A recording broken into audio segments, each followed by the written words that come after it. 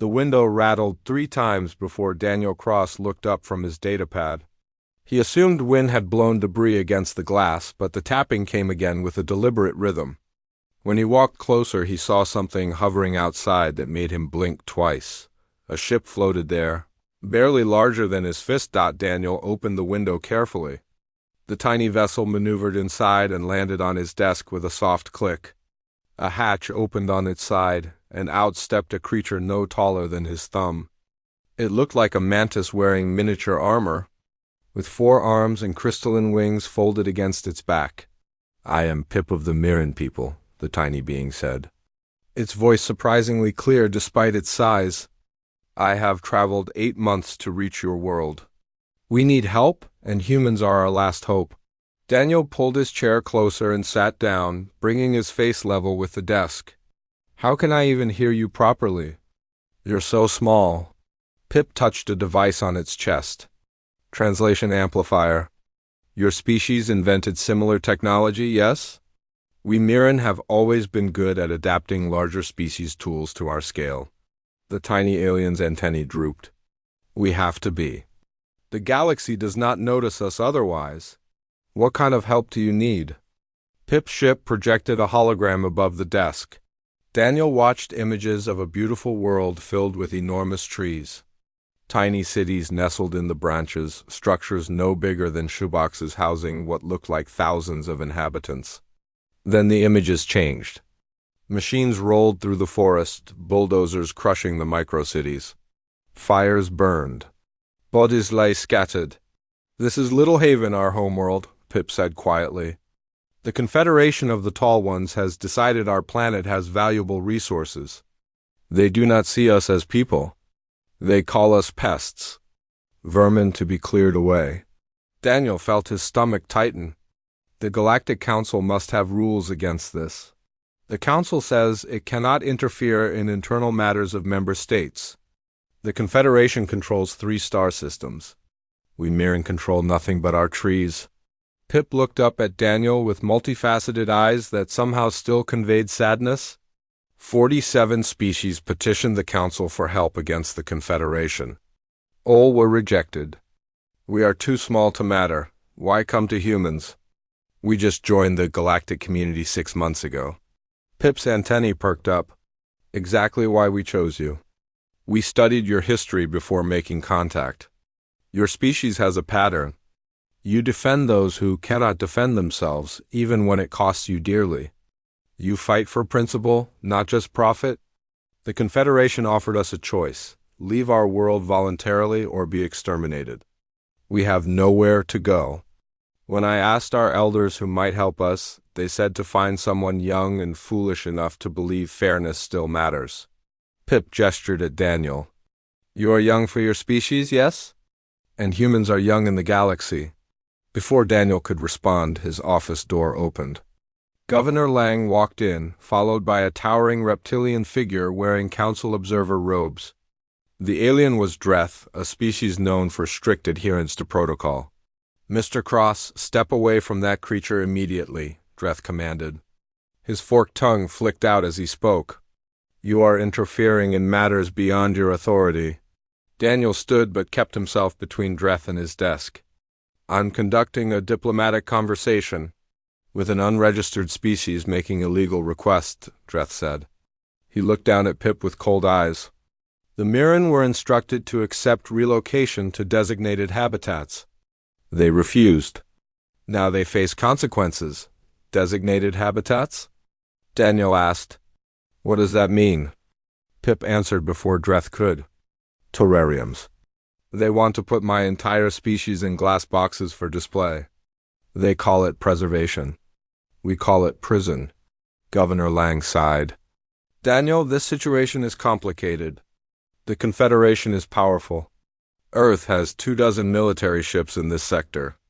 They have 300. If we antagonize them over a species the Council has already declined to help, we risk everything humanity has built out here." "Risk what?" Daniel asked. "Our trade agreements? Our reputation?" He pointed at the hologram still showing destruction. "People are dying. Sentient beings who build cities and create art and love their families. Does their size make them worth less? Dreth's expression hardened. The galaxy has functioned on practical principles for millennia. Resources go to those who can use them. The Mirren cannot defend their world, therefore they have no claim to it. This is natural order. Natural order? Daniel repeated. He looked at Pip, who stood perfectly still on his desk, knowing its fate was being decided. On Earth, we had people who said similar things. That some humans mattered less because of how they looked or where they were born. We spent centuries proving that idea wrong. We're not going to start accepting it now just because we're in space. Governor Lang touched Daniel's shoulder. You're not authorized to make that decision. This could start a war. Then maybe we need people who will make the right decision, Daniel said. He turned to Pip. I can't promise you an army. I can't even promise you my government will listen. But I give you my word, I will investigate what's happening on your world and present the evidence to people who might care. Will that be enough? Pip's wings fluttered. It is more than anyone else has offered. Thank you, Daniel Cross. Your name will be remembered by my people, whatever comes next. Dreth pointed a clawed finger at Daniel. This conversation is being reported to the council. You have made a grave mistake. After Dreth and Governor Lang left, Daniel watched Pip's tiny ship lift off from his desk and fly back out the window into the night sky. He knew he had just stepped into something much larger than himself. But when he closed his eyes, he kept seeing those destroyed cities and scattered bodies. He opened a secure channel to an old friend in the military. If he was going to keep his promise to Pip, he needed to see Little Haven with his own eyes. Even if doing so meant ending his diplomatic career before it really began. Sometimes the right choice and the smart choice were not the same thing. Daniel had learned that long ago. He just hoped humanity remembered it too. 3 weeks later, Daniel floated in the observation deck of the survey ship, Wanderer, watching Little Haven grow larger in the viewport. He had called in every favor he had to arrange this unauthorized mission. Captain Rita Ford sat beside him, reviewing scanner data on her portable display. Officially, we are here to assess mineral deposits, Rita said without looking up. Unofficially, I am risking my career because you made a convincing argument over too many drinks. She glanced at him. Do not make me regret this. I won't. Daniel promised, though he was not entirely sure he could keep that promise. Pip sat on the armrest between them, watching his homeworld approach. The little Mirren had insisted on coming despite the danger. Daniel had built him a special acceleration couch the size of a wallet to keep him safe during the journey. There, Pip said, pointing with one of his 4 arms. That forest region was my home. 3 million Mirren lived in those trees. Now maybe 300 remain, hiding in the deepest branches. Dr. Amy Chen joined them, carrying a scanning device modified to detect life signs at microscale. She had spent the entire journey adapting human equipment to find beings as small as the Mirren. I am picking up biological signatures consistent with Pip's species. Scattered groups throughout the remaining forests. But I am also detecting chemical residue in the soil and water. Someone has been using pesticides? Pesticides? Daniel felt sick. Targeted to affect only small-scale nervous systems, Amy confirmed. It would kill the Mirren but leave larger animals unharmed. This was deliberate. The ship descended into atmosphere. What Daniel saw through the viewport made his hands clench into fists. Massive mining equipment carved through forests that had stood for thousands of years. Entire sections of landscape had been stripped bare, leaving only mud and stumps. Here and there, he could see the remains of Mirren cities. Crushed structures scattered among the debris like broken toys. Retta guided the ship toward a surviving forest section. As they approached, Daniel saw movement. Confederation ships patrolled the area, large vessels designed for resource extraction rather than combat. One of them changed course to intercept. We have company, Rita announced. Confederation patrol vessel hailing us. A face appeared on the communications screen. The alien had gray skin, 6 eyes arranged in 2 rows, and a mouth that seemed too wide for its face. Human vessel, you are in restricted space. State your purpose immediately. Rita put on her most professional expression. This is Captain Ford of the Earth Survey Ship Wanderer. We are conducting a mineral assessment survey authorized by Galactic Council Commercial Guidelines. We filed our flight plan 3 weeks ago. Your flight plan is irrelevant. This planet is under Confederation control. Leave now or be detained. Daniel leaned forward. On what authority? Little Haven is listed as an independent world in Council records. The alien's expression shifted to something like amusement. It was independent when it had inhabitants who mattered. Now it has resources we need. The previous occupants were offered relocation. They refused. Their choice. The screen cut off. Rita looked at Daniel. We should leave. We got your evidence. Those chemical traces alone prove systematic killing. Not yet, Daniel said. Pip, can you guide us to survivors? I want to document that your people are still here, still fighting to exist. Pip's antennae quivered. Yes, follow the river valley east. There is a grove there where refugees gather. Rita sighed but adjusted their course. They flew low over the devastated landscape until they reached a section of forest that still stood. The trees here were enormous, each one hundreds of feet tall with trunks wider than buildings. Pip directed them to land in a clearing. Daniel put on an environment suit and stepped outside with Pip riding on his shoulder. Amy followed with her scanning equipment. The forest was eerily quiet, missing the sounds of wildlife Daniel expected. He walked to the base of the nearest tree and looked up. Call to them, he told Pip. Let them know we are here to help. Pip made a series of high-pitched chirps. For a moment nothing happened. Then Daniel saw movement in the bark. Dozens of tiny figures emerged from hidden entrances, climbing down toward them. More Mirren than he had expected, all watching the humans with cautious hope. An older Mirren, its carapace scarred and its wings tattered, approached Pip. They communicated in rapid clicks and whistles. Finally, the elder turned to Daniel. I am Trill, leader of the resistance here. Pip says you came to help us. Why would beings as large as you care about beings as small as us? Because size does not determine value? Daniel said simply. Your people are sentient. You have rights. What is happening here is wrong. Trill's laugh was bitter. The Confederation does not see it that way. Neither does the Council. We have petitioned 17 times for intervention. Each time we were told the same thing. We are too insignificant to warrant protection. Amy was recording everything with her equipment. How many Mirren survived on this planet? Perhaps 50,000 across all the remaining forests, Trill answered. Down from 18 million 2 years ago when the Confederation arrived. They hunt us for sport now. They release sonic devices that shatter our structures. They spray chemicals. They bulldoze our cities while we are still inside. The elder's voice broke. We are not animals. We have poetry and mathematics and history. But they see us as insects to be exterminated. A loud boom echoed across the forest. Daniel looked up to see 3 Confederation ships approaching fast. Rita's voice crackled over his communicator. Daniel, get back to the ship now. Multiple vessels incoming and they do not look friendly. Daniel started running back to the Wanderer with Amy beside him. Pip clung to his shoulder, calling out to his people, Hide! Protect yourselves. They reached the ship just as the Confederation vessels surrounded it. Rita had the engines warming up. Daniel and Amy jumped through the airlock and sealed it behind them. Rita did not wait for permission. She lifted off immediately, pushing the Wanderer's engines to maximum. The Confederation ships moved to block their escape route. Warning shots streaked past their hull. They are trying to force us down, Rita said through gritted teeth. Apparently unauthorized surveys are taken very seriously. Daniel strapped into his seat. Can we make orbit? If we are very lucky and they are very bad shots.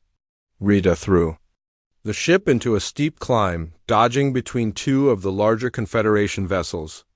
More weapons fire lit up the sky around them. The ship shuddered as something hit their rear shields. Alarms blared. Rita cursed and adjusted their trajectory, using every trick she knew to keep ahead of their pursuers. Finally, after 10 minutes, that felt like hours, they broke free of the atmosphere. Engaging jump drive. Rita announced. Next time you ask me to risk my career, remind me to say no. As the stars stretched into lines and Little Haven disappeared behind them, Daniel reviewed the recordings Amy had made. Hours of evidence showing the Mirren civilization, the deliberate destruction, the chemical weapons. Proof that could not be ignored. He transmitted everything to Earth on a secure channel. Governor Lang would be furious. The Council would issue warnings. The Confederation would demand he be arrested. But none of that mattered now. Daniel looked at Pip, who sat quietly on the armrest, staring at the screen showing his destroyed world. I kept my promise. Now let us see if humanity has the courage to do what is right. Pip's wings fluttered once. If they do not, my people are finished. But at least someone will know we existed, that we mattered. Thank you for that much. Daniel hoped it would be enough. But deep down, he knew the real fight was just beginning. Earth's Parliament chamber buzzed with arguments from 200 delegates representing every major nation and colony. Daniel sat in the witness section, watching humanity decide whether compassion or pragmatism would guide their future among the stars. Pip perched on the railing beside him, taking in the chaotic scene. Your species argues loudly, Pip observed. Is this normal? This is democracy, Daniel replied. Messy, loud, but it means everyone gets heard. Admiral Patricia Assay stood at the central podium, her uniform crisp despite having traveled straight from the outer colonies. She was explaining Earth's military situation to people who had never seen real combat. The Confederation controls 3 star systems. They have approximately 300 warships, established supply lines, and fortified positions. Earth has 24 military vessels in deep space. In a direct confrontation, we would lose quickly. A delegate from the European Union stood. Then why are we even discussing intervention? This seems like a clear case where we must accept galactic realities, however unfortunate. Ambassador Lin, Earth's representative to the Galactic Council, responded from her own podium. Because those realities include the systematic extermination of sentient beings. I have presented our evidence to the Council. Most species express sympathy but refuse to act. The Council exists to maintain order, not justice. That distinction has become very clear. Someone from the Asian Coalition called out. How many species face similar threats from the Confederation? 17 that we know of, Ambassador Lin said quietly. All of them smaller than a human hand. All of them dismissed as insignificant. The chamber erupted in competing voices. Some demanded action regardless of cost. Others insisted Earth could not police the galaxy when they barely had a foothold in it. Daniel watched the chaos and wondered if humanity would choose survival over principle. Council Speaker Torvin appeared on the main screen, his ancient turtle-like features grave. The chamber quieted out of respect for one of the galaxy's oldest beings. Humans, I come to offer perspective. The Confederation's actions, while distasteful to some, are not unprecedented. Throughout history, weaker civilizations have yielded to stronger ones. This is the natural flow of galactic power. Admiral Say did not back down. With respect, Speaker, that sounds like an excuse for allowing atrocities. We have those same arguments in our history. They were wrong then. They are wrong now. Torvin's expression softened slightly. I tell you this in private confidence, shared publicly because you deserve truth. The Council has witnessed similar situations dozens of times. We have chosen non-intervention because confronting powerful member states would destabilize the political balance we have maintained for centuries. It is not that we lack compassion. We lack courage. He paused. Perhaps we have existed too long. Perhaps we have forgotten what it means to fight for something beyond our own comfort. The admission hung in the air. Daniel had not expected such honesty from a council leader. A hologram of High Chancellor Vren appeared beside Torvin's image. The Confederation leader's 6 eyes gleamed with confidence. Humans, you have much to gain from friendship with the Confederation. We offer technology transfers, trade agreements, and protection. All we ask is that you respect our sovereignty over our own territories. The Mirren situation is an internal matter. These creatures were given choices and refused. Now they face consequences. This is not your concern. Everything is our concern when it involves murder. Admiral Assay replied coldly. Vren's mouth widened in what might have been a smile. Strong words from a species with such limited military capacity. Do you truly wish to start a war over insects? We have fought conflicts longer than your entire civilization. You would be making a fatal mistake. Daniel stood up before he could stop himself. The fatal mistake would be abandoning our principles the moment they become inconvenient. The Mirren are not insects. They are people with families, dreams, and the right to exist. If we accept their extermination because they are small, what happens when someone decides we are too weak to matter? Where does it end? Vren focused his multiple eyes on Daniel. Ah, the young idealist who started this problem. Tell me, Mr. Cross, how many human lives are you willing to sacrifice for creatures you met 3 weeks ago? How many of your own people should die to save aliens who contribute nothing to galactic civilization? The same number we would sacrifice to save any innocent lives, Daniel shot back. That is what makes us human. The Parliament erupted again. Delegates argued about military readiness, economic consequences, and moral obligations. Hours passed. Votes were called and recounted. Daniel lost track of how many times the chamber divided evenly. Finally, as the sun set outside the Parliament windows, the Prime Minister stood. We have a decision. Earth will offer immediate asylum to the Mirren and any other threatened species in Confederation space. We will demand that the Confederation cease all extermination operations. And if they refuse, we will establish a protective cordon around Little Haven using our available military forces. Vren's hologram flickered with what looked like anger. You are declaring war. We are declaring protection, the Prime Minister corrected. If you interpret defense of innocent lives as an act of war, that reveals more about your government than ours. Vren's image disappeared. Torvin remained on screen for a moment longer. Humans, you have chosen a difficult path. I hope you understand the consequences. The Confederation will not back down. They cannot afford to appear weak. He hesitated. But perhaps the galaxy needs someone willing to stand for principle over pragmatism. Perhaps we all forgot that lesson long ago. After the session ended, Daniel found Admiral Assay in a side corridor. She looked exhausted. You got your war, she said without emotion. I hope it was worth it. I did not want a war. I wanted justice. Those often look the same in practice. Assay pulled up a tactical display on her datapad. I have 24 ships to defend an entire planet against an enemy with overwhelming numerical superiority. Our only advantages are maneuverability and the fact that they have never fought humans before. They expect us to fight like other species, traditional fleet formations, predictable tactics, honor-based rules of engagement, and we will not? Daniel asked. Assay smiled grimly. We are going to fight like humans.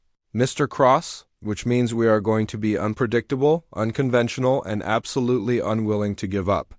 The Confederation has experience. We have desperation and a cause worth dying for. Let us see which matters more. Pip had been quiet through most of the proceedings. Now the little Mirren spoke up. Admiral, my people want to help. We may be small, but we know Confederation systems. We have lived on their worlds for generations, unnoticed. We can provide intelligence they do not know we have. Assay knelt down to bring herself closer to Pip's level. I was not counting on that. What kind of intelligence? Supply routes, communication frequencies, shift changes, maintenance schedules. Pip's antennae perked up. They ignore us because we are tiny. But that means we see everything and they see nothing. We can be your eyes where your ships cannot go. For the first time that day, Assay looked hopeful. Then we might actually have a chance. A small one, but a chance. Daniel watched Earth's fleet begin preparations for deployment. Ships that were designed for exploration and defense would soon face combat against a professional military force. Young crews who signed up for adventure would now risk their lives for aliens. Most humans had never heard of, but when he looked at Pip, At the tiny being who represented millions of lives depending on humanity's courage, he knew they had made the right choice, even if it cost them everything. Admiral Asay watched Little Haven rotate slowly on her command display. 24 human ships formed a defensive sphere around the planet, small dots of light against the darkness. She knew 80 Confederation warships were accelerating toward them right now. The numbers made victory seem impossible, but Asay had learned long ago that impossible just meant no one had figured out how yet. Commander Walsh appeared beside her console. Evacuation teams are pulling Mirren refugees from the surface. We have transported approximately 15,000 so far, but the Confederation fleet will arrive before we can extract everyone. Then we hold them off until we can, Asay said simply. Status of our defensive positions? Ships are spread thin but positioned according to your instructions. Fast attack pattern rather than traditional formation? Crews are ready but nervous. Most of them have never seen combat. Neither had Asay if she was being honest. Earth's deep space fleet was built for exploration and deterrence, not actual warfare. But she had studied every military conflict in human history during the 3-week journey here. She had learned that winning was not about having more ships. It was about using what you had better than the enemy expected. Send a message to all ships, Asay ordered. Remind them what we are fighting for. Sometimes that matters more than training. Her communications officer nodded and opened fleet-wide channels. Asay took a breath and spoke clearly. This is Admiral Asay to all vessels. The Confederation expects us to run when we see their numbers. They expect us to follow their rules of engagement, their tactical doctrines, their definitions of civilized warfare. We are not going to do any of those things. We are going to fight like humans have always fought when protecting those who cannot protect themselves. We are going to be creative, stubborn, and absolutely unwilling to quit. They have more ships. We have something better. We have a reason to win. On the surface of Little Haven, Daniel coordinated with Pip and dozens of other tiny species representatives. They had set up a command post inside a hollowed tree with equipment scaled for both human and Mirren use. The scene would have been comical if the situation were not so serious. Daniel crouched over displays the size of his palm while Mirren technicians scrambled across his shoulders sharing data. How many of your people are still in danger zones? Daniel asked Pip. Maybe 30,000 scattered across the forests. We are evacuating as fast as we can, but the Confederation knows what we are doing. They are sending ground forces to cut us off. A Mirren named Scree, representing a different tiny species called the Nix, spoke up from Daniel's collar. We have information. The Confederation fleet uses a centralized communication relay. All their ships receive orders from the flagship. If that relay is disrupted, their coordination collapses. Daniel leaned closer. How do you know this? Because Nix workers maintain the relay stations on Confederation ships, Scree said with what sounded like pride. We are janitors and technicians. They do not notice us. We see everything. Can your people sabotage those relays? If we had a way onto their ships, yes. But we are stuck planet-side. Daniel thought for a moment, then opened a channel to Admiral Asay. Admiral, I have a crazy idea. What if we could get tiny allies onto Confederation ships before the battle starts? Asay appeared on his screen, looking intrigued. Explain? High Chancellor Vren sat in his flagship's command center, reviewing the tactical situation with satisfaction. 80 Confederation warships against 24 human vessels. The outcome was inevitable. He had fought dozens of campaigns across 3 systems. Humans were newcomers playing at war. This would be a short, brutal lesson in galactic realities. Send one final message, Vren ordered. Offer the humans a chance to withdraw with their honor intact. After that, we destroy them. His communications officer transmitted the message. The human response came quickly, just 2 words from Admiral Asay. Come get us. Vren's mouth widened in anger. Fools, General Creed, begin the attack. Target their command ships first. Let us show them the cost of idealism. The The Confederation fleet accelerated toward Little Haven in perfect formation. 80 warships arranged in 3 waves, ready to overwhelm the human defenders through sheer numbers. General Creed watched his tactical display with the confidence of someone who had won 100 battles exactly like this. Then the humans did something unexpected. Instead of forming a defensive line, their ships scattered. They broke into groups of 2 and 3, moving in patterns that made no tactical sense. The Confederation fleet adjusted to pursue, but the humans were faster, more maneuverable. "They are running," an officer reported. "No," Creed said slowly. "They are making us chase them. Stay in formation. Do not let them separate our forces." But human ships were already weaving between Confederation vessels, firing and retreating before return fire could track them. They were not fighting a fleet battle.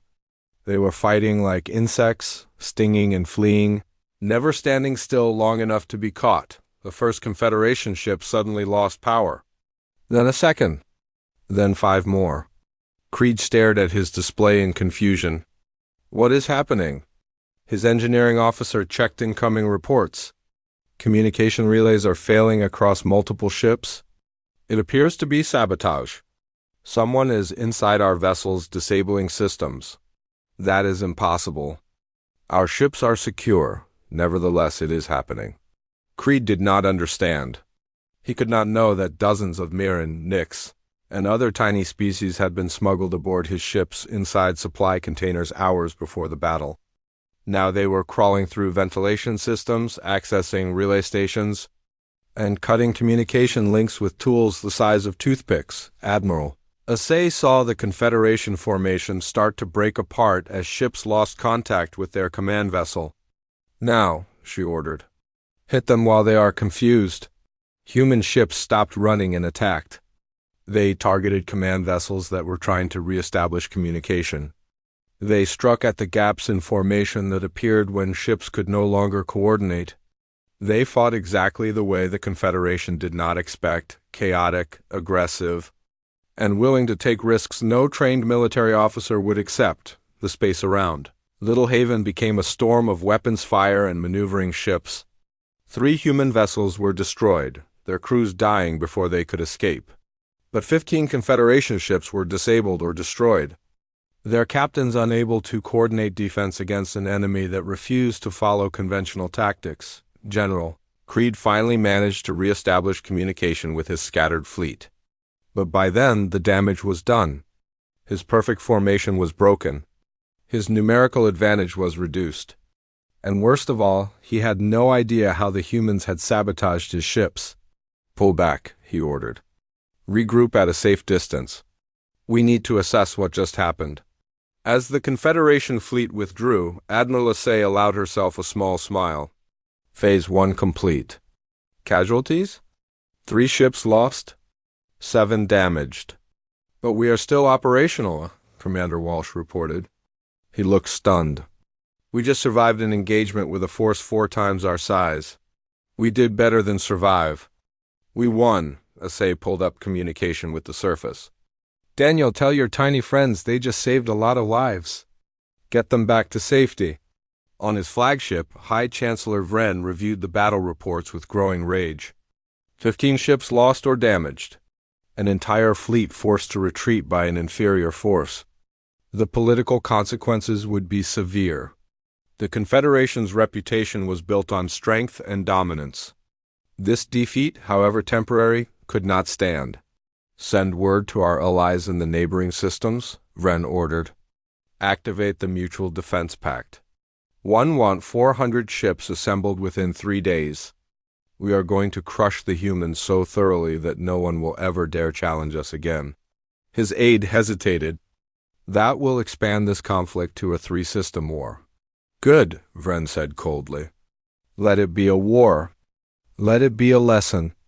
Let every species in the galaxy see what happens when you challenge the Confederation." He stared at the image of Little Haven on his screen. The humans protected insects. Now they will be crushed like insects. Back on Earth, news of the battle spread quickly. Some celebrated the victory. Others worried about the escalation. But everyone understood that humanity had crossed a line. They had proven themselves willing to fight for strangers. The galaxy would never see them as naive newcomers again. Daniel watched Confederation ships disappear from his scanners. Pip stood beside him, wings trembling. "We won?" "We survived the first battle," Daniel corrected. "The war is just beginning, and I suspect they are going to come back with friends." But looking at the rescued Mirren gathering in the human ships, at the families reunited and the children saved, Daniel knew they had made the right choice. Whatever came next, humanity had stood for something that mattered. That would have to be enough. The peace talks took place on neutral ground, a space station called Unity Point that orbited between Earth and Confederation territory. Daniel walked through corridors filled with diplomats from dozens of species, all watching to see how this unprecedented situation would resolve. Tiny species representatives rode on his shoulders, finally visible and acknowledged rather than ignored. Premier Astra arrived with a much smaller delegation than expected. She was an older member of her species, with gray skin that showed age and eyes that looked genuinely regretful. When she saw Pip sitting on Daniel's shoulder, she stopped and did something no Confederation leader had done before. She bowed. "I apologize on behalf of my people," Astra said formally. "We were wrong. We allowed convenience and profit to blind us to the basic truth that all sentient life has value. That mistake cost thousands of lives on both sides." Pip's antennae twitched. "Will your people accept that truth going forward? Or will this peace last only until we become inconvenient again?" "That is why we are here," Astra said. "To build something permanent." The negotiations lasted 3 weeks. Daniel participated alongside Admiral Assay, Ambassador Lin, and representatives from 24 tiny species who were finally getting a voice in galactic affairs. The Confederation came ready to make real concessions, knowing their credibility as a government depended on it. The treaty that emerged was more comprehensive than anyone expected. Little Haven would be returned to Mirren control, with reparations paid for the damage inflicted. Protected zones would be established throughout former Confederation space, where tiny species could live without fear. Most importantly, the Galactic Council would be forced to update its charter to explicitly recognize species rights regardless of physical size or military capability. Council Speaker Torvin attended the final signing ceremony. The ancient being looked thoughtful as he watched humans and tiny species celebrate together. "You have changed the galaxy," he told Daniel privately. "Not through conquest or economic power, but by forcing us to remember our principles. That is more significant than you realize. Will it last?" Daniel asked. "These protections, these rights? What happens when humanity is not here to enforce them?" "That is the question every civilization must answer," Torvin replied. "The Council has existed for millennia by avoiding difficult moral choices. You reminded us that avoiding choices is itself a choice. We cannot return to willful blindness now. Too many species are watching." The aftermath of the war reshaped galactic politics in unexpected ways. Earth's position changed dramatically. They were no longer newcomers to be dismissed or patronized. They were the species that fought a 3-system war over principle and won. Other civilizations approached Earth with new respect and new caution. But respect came with complications. Within a month of the peace treaty, 17 different species contacted Earth asking for help with their own conflicts. Some were legitimate cases of oppression. Others were political disputes dressed up as humanitarian crises. Earth suddenly found itself in the uncomfortable position of deciding which causes deserved intervention. Admiral Assay returned to her duties with a much smaller fleet than she started with. 13 ships had survived the war, and they were battered and undermanned. But recruitment across Earth and its colonies surged. Young people inspired by the battle for Little Haven volunteered in numbers that surprised everyone. They wanted to be part of something that mattered. "We are becoming the galaxy's defenders," Assay said during a meeting with Earth's leadership. "Whether we wanted that role or not, every species facing persecution now looks to us. How do we handle that responsibility without spreading ourselves too thin?" "We do what we always do," Ambassador Lin suggested. We try to do right and accept that we will make mistakes along the way. But we do not abandon the principle that got us here. All sentient life has value. On Little Haven, reconstruction began. The forests were healing with help from human environmental engineers working alongside Mirren ecologists. The tiny cities were being rebuilt, though this time with defenses to protect against future threats. Pip had returned home to help lead his people into a new era where they had allies and recognition. Daniel visited Little Haven 3 months after the war ended. He found Pip overseeing construction of a new embassy building, this one designed to accommodate both tiny and large species. The structure was remarkable, with sections built at different scales allowing everyone to interact as equals. "We are calling it the House of All Sizes," Pip explained, gesturing with 3 of his arms at the building. A reminder that diversity of scale should be celebrated, not used to determine worth. Daniel smiled. "That is a good name. How is your people adjusting?" "Better than expected. The young ones never knew life before the Confederation came. They are growing up in a world where being small is not a death sentence." "That matters." Pip's wings fluttered thoughtfully. "But we are also realistic. This peace depends on humans remaining strong enough to enforce it. What happens if you decide it is too expensive? Too difficult? Then we will have failed everything we fought for," Daniel said simply. "We cannot promise perfection. But we can promise we will not abandon you. That has to be enough." A delegation arrived at Unity Point while Daniel was still visiting Little Haven. They represented a species called the Dust Folk. Being so small they were measured in millimeters. They came in a ship no larger than a grain of rice, hovering in front of the station's main viewport. Their message was simple and familiar: they needed help.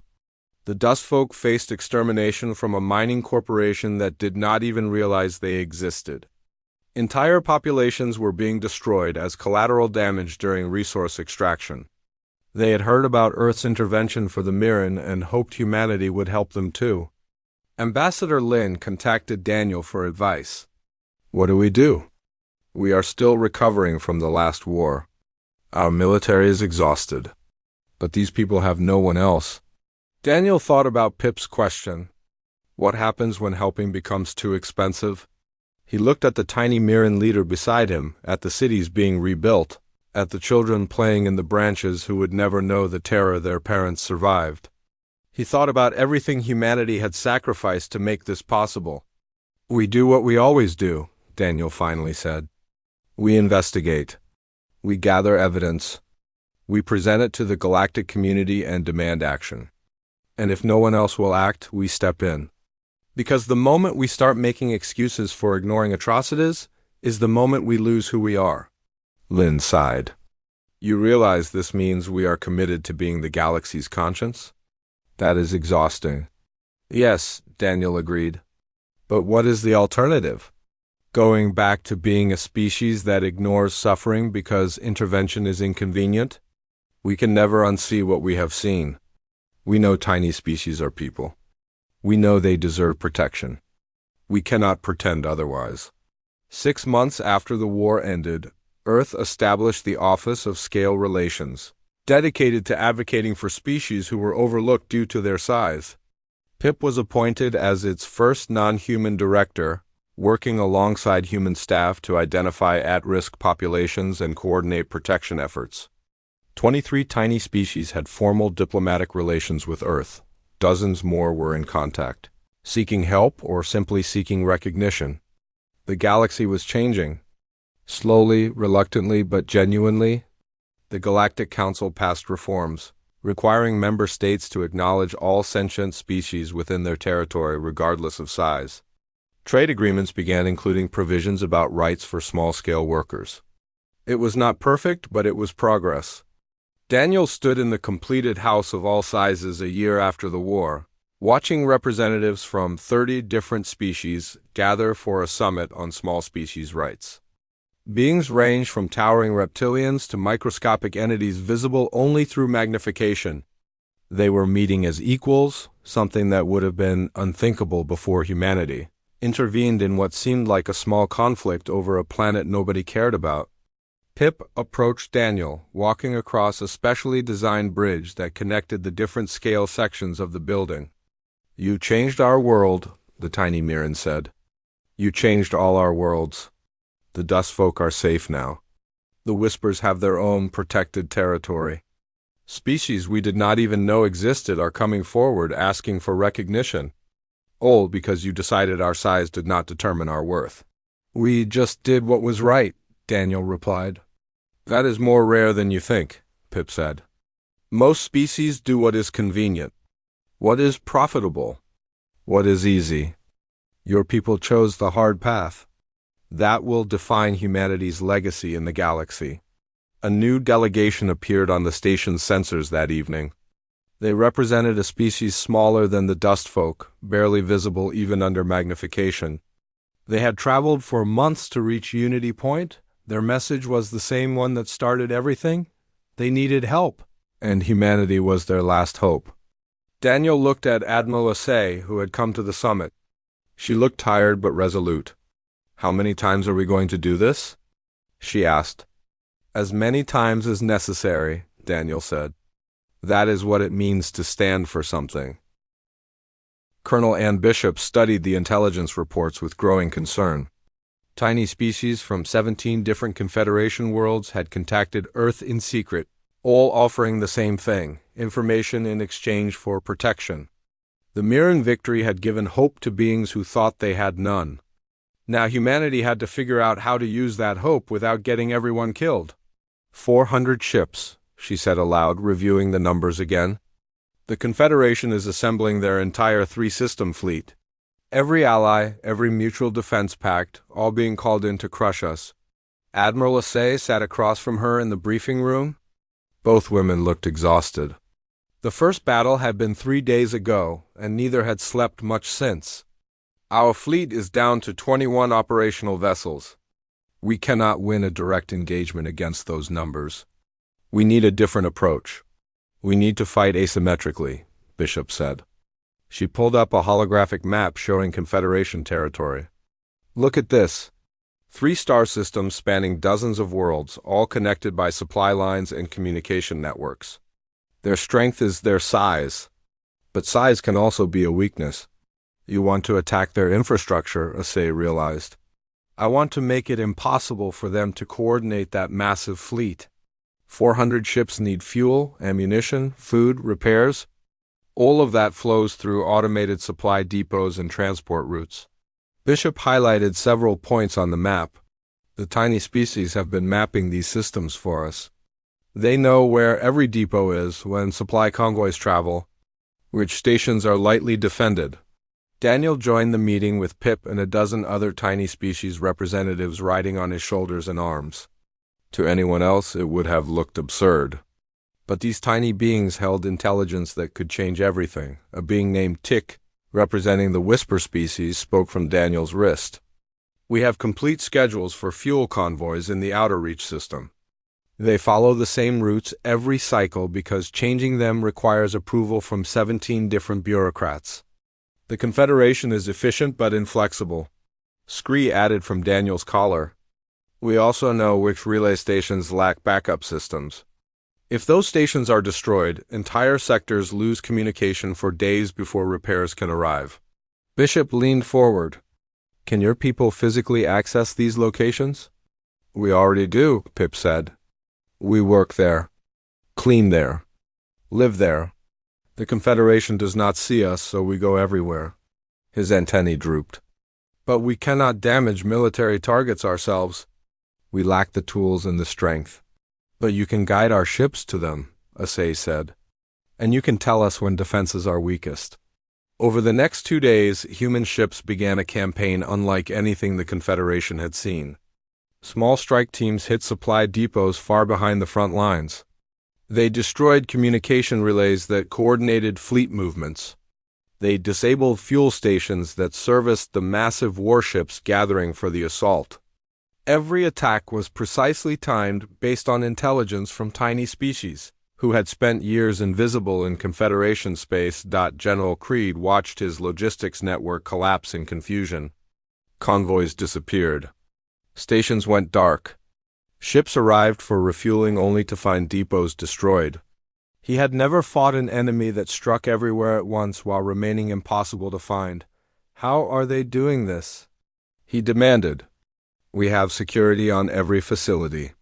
We have patrols on every route. Yet somehow human ships appear exactly where we are weakest. His intelligence officer had no answer. The idea that tiny species were betraying them had not occurred to anyone. After all, those beings were barely noticed in daily life. How could they pose a threat? High Chancellor Vren addressed the Confederation Council with barely contained fury. The humans are not fighting honorably. They hide, they strike from shadows, they refuse direct confrontation. This is cowardice, not warfare. This is effectiveness, one council member corrected. Our fleet grows larger, but our ability to supply it grows weaker. If we cannot fuel our ships or communicate with them, numbers become meaningless.